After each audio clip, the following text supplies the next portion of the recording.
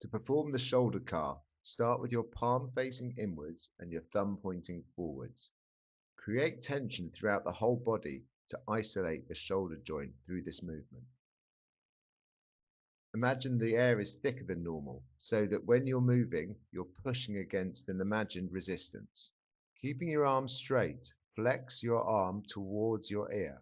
As your arm gets close to your ear, pause. Don't shrug your shoulders up, keep it packed down. Start turning the palm away from your ear.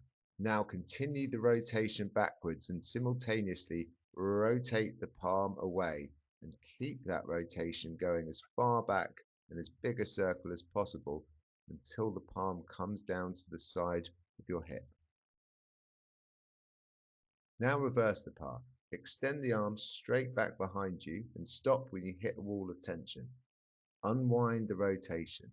Turn your palm up and open the bicep towards the ceiling.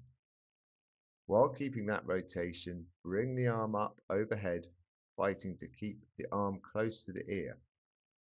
Bring the arm back slowly down to the starting position and repeat for the required number of repetitions.